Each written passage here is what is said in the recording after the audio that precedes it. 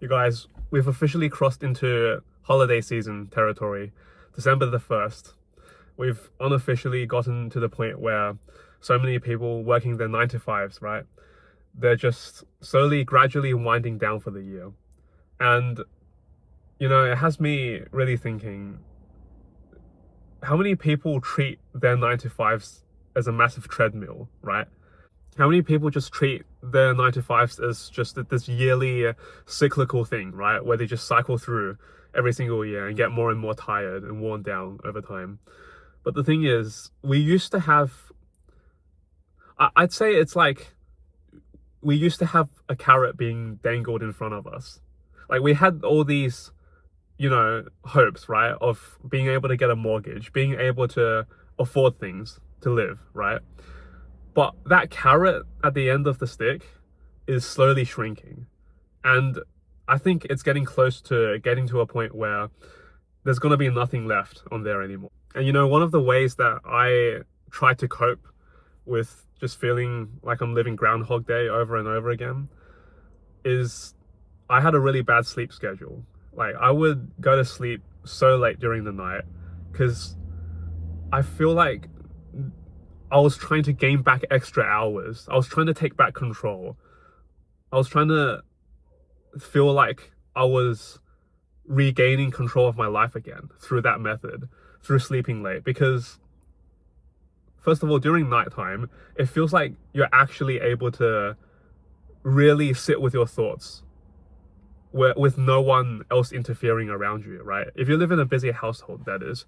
But I think the main thing was that I was just trying to compensate, make up for like all this extra hours that I felt like I wasn't able to squeeze in during the day.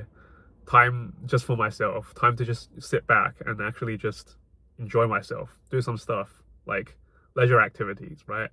That you're not able to really do during the day if you have a 9 to 5.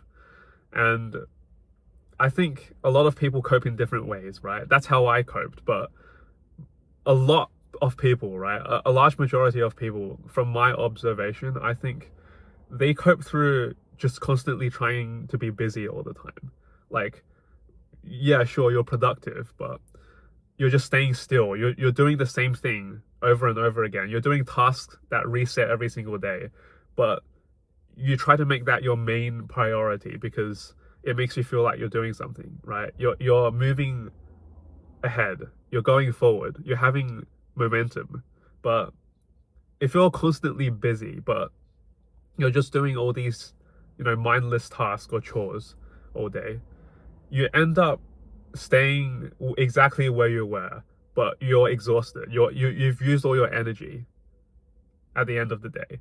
And that's actually more detrimental because once you don't have that headspace, mind space to do extra stuff at the end of the day, you basically deny yourself, right? You shoot yourself in the foot. You deny that extra bit of energy you have to work on something outside of your usual daily activities, right? That could potentially spark, some new life path that you could go towards if it builds up well. Overall, I think people have just had enough.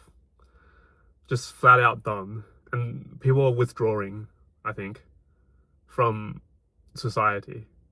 And some people try to act like everything's still fine, right? Like, oh, just work harder, right? Just stop complaining and work harder. And eventually things will fall into place. But, let me tell you something. I remember when one scoop of ice cream used to cost $2, right? Here in Australia. Last time I went to the city, one scoop of ice cream I saw was $7.50. And it's not even been like that long. It's been probably like, I'd say like 8 to 9 years, right? These two were 8 to 9 years apart. And that's not normal growth. And it's also like hella difficult, especially for young people, to land a job these days, right? I think they're rolling out things like AI frameworks in some companies with their hiring, and it's really unpredictable what these AI would, like what type of people these AI would accept and what they'll reject. I mean, here's the thing, right? Someone could literally be exactly the right fit for the job and have all the experience that you need, right?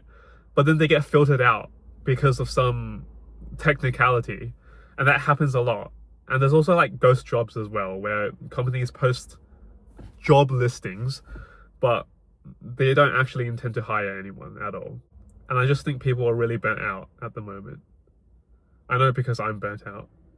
And I think a large reason for this is not just because of any one of these issues that I mentioned happening, but it's because we're living in a time period where we have multiple different things occurring at the same time, the exact same time.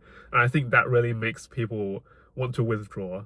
Like, we have the cost of living crisis, right? And on top of that, we have the culture wars. And on top of that, we have the dating crisis for young people, right? And just people in general these days aren't that open anymore and willing to, step out of their comfort zone and do stuff, try out different stuff, because there's less and less of a socially cohesive society that's forming at the moment. Even though it may be hard, I don't think this necessarily has to be a completely bad thing, right? I think people are waking up to the fact that we don't just want to live our lives on repeat like it's Groundhog Day, right? We want to actually live something that's, continuous. Some people do run on routines and cycles, and that's fine, right? I'm not a big routine guy myself. I run more on rhythm and bursts of productivity, right? I don't really do that well when it comes to just like daily checklist type stuff, right? But I think it's a good thing to just sit down, and if you're feeling burnt out, a lot of the times it's not actually physical, right? You're not really physically burnt out. You're just, your mental alarm system is going off. It's telling you, you got to really ask yourself why you're doing this. Why am I busy? Am I busy just because I want to feel productive? Or am I busy because I truly want to work towards this thing, this path, this life path that I'm going down at the moment, right? That's really what you got to ask yourself. I want to end this video off on that note, because I don't want this to be a, overly negative or, down in the dumps type of video. And listen, if you're someone that is like truly burnt out right now, like I am, just remember this, right? This is the best advice I can give you. Really listen to yourself. Listen to what your body's telling you. Because sometimes people tend to just ignore that and keep trying to power through, right? We get told to power through, keep chugging along. But really sit down and listen to what your mind's telling you, the alarm signals that's going off, because that's something you really got to listen to. A lot of people don't know how to listen to themselves, and that's the one person you really got to listen to the most. That's going to be it for this video. I'll see you guys in the next one. Take care. Bye-bye.